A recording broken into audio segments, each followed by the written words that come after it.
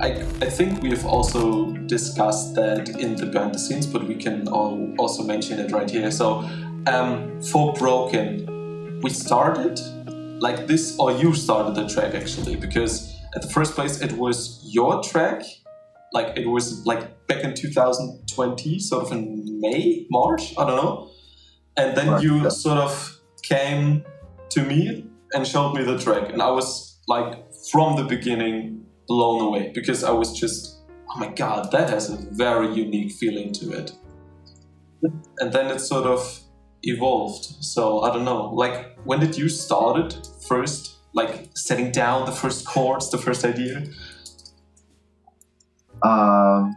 So basically I started working on the track in March, and I remember that the pandemic had just started, so it was really like just like a very raw project to start working on, as I was kind of getting in the production mode, as I was making so many tracks back then, and I had literally just started really making music more continuously.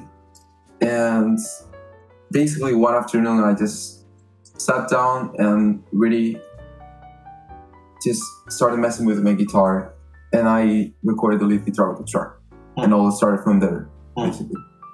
So that same afternoon, I already have in my mind the melody of the chorus. It was really stuck in my mind. So I had just started from the start. But that was actually the chorus, the I'm feeling broken melody, or what was that actually? Yeah. Okay.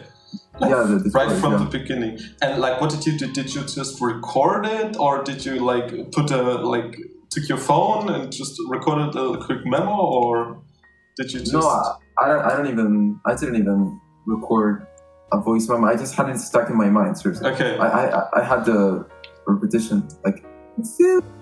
Yeah. Because like all the time in my mind playing, and I was really like obsessed with that. And then I like after a couple of weeks. By the way, sorry for my singing voice, but I just recently woken up, so haven't even warmed up. But basically, after a couple of weeks, the track started to evolve, and I wrote 2 verses. And I just have more consolidated instrumental, but there wasn't really anything beside the lead guitar, a piano, and just a couple like atmosphere samples and some ideas for the verse. But it wasn't really like, there wasn't really any direction in the track. There was just like a strong title and of course the context for the storyline, but there wasn't really like a full consolidated track in terms of structure and in terms of lyrics, because obviously like I didn't even write I hadn't even written by then the verse 2 like completely. I just had the verse 1 finished, and a rough idea of the verse 2. I don't know if it was like at the exact same day or the exact week, or I don't know, but you've told me actually that you've just made a song and you just wanted to show me, and I'm just sure, let's see it. And that was actually because I think you can always prove me better, but I think I remember that we had a call. I think that was on back to you or on. I think it was back to you.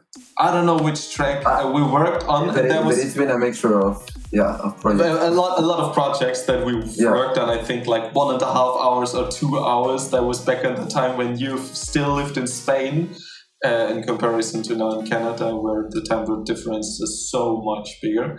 And I just remember that I'm tired as fuck after like the intensity of 2 straight hours producing, mixing, and discussing. Even though like back at that time when we've produced those tracks, and I still like figured out how to do it. I'm still figuring it out today, but therefore I've learned a lot at that time because we were constantly producing tracks, and it was just also a great learning experience for me. What I wanted to say is that after this long-ass session of producing, mixing, and just kind of guessing where we want to go, Jaime was like, hey, yeah, by the way, I've got this song, can I show you? And I'm like, okay, here we go. Then they showed me this track, and then everything was silent. I was like, oh my god, that is a strong track. I was immediately sucked into the feeling. I was like, boy, let's work on that one, please. Because Jaime was still talking about his EP and like how he want to produce those tracks, and I'm like, I don't know, but maybe you need someone on that track too who can maybe give some thoughts and ideas to it. Yeah. To be honest, the idea of the track was so powerful that I really wanted to make it huge. And of course, I was so happy with, I don't know, just like what the track could turn into. I was just so curious and so excited to really bring it one step, like one level up and go more serious. And I already knew that it was going to take longer than expected. Because when I showed you the track, it was already a heavy instrumental. Yeah. There were so many things as obviously now in the project, but still, there were already a lot of things. But it was so rough. Yeah, and I just kindly had the idea, okay, maybe in which direction do we want to go? And we made a lot of versions to it. I'm talking a lot of them. Like seriously, to everyone who's like watching or listening or whatever right now, you have literally no idea how many drops of versions of drops we have been through or gone through and then at the end, let's make it clear. We've like sort of, the first drop was very clear, but the second drop was like very, very roughly and didn't even finished at the end until we said, okay, we want this version, this exact version, and at the end we were just sort of just trying out, just testing and like, okay, what maybe sounds good? Because at the one end, or at the one side, of course you want something that is of course suiting to the genre, to the topic of the track. Onto the other side, you've got, for example, me, who is just constantly experimenting and just constantly saying like, oh my god, and what is, like, I don't know, an example, what if we add 3 more layers of brass or 3 more layers of synths and saws and whatever? And Jaime was like, yeah, but dude, it's an emotional track, maybe let's keep it simple. And I'm like, no! But dude, we wanted everything. I think that was a very good sentence that you just said. Like, let's keep it simple. Like, we literally said that phrase so many times. Yeah. Because we were so indecisive about what was the best approach for every single detail. Like, not just the drop, also other parts of the track. Yes. It was so, I don't know, stressing, like, to really stick to one thing. The best part at the end was actually that we had this full verse with instrumentals and percussion and just it was. I think that really pushed the. No. What I wanted to say is that we had this, like, we had a full drop and eventually had a full verse. With full verse, I mean a lot of instrumentals, a lot of percussion. So it sounded very full and very strong and powerful and epic.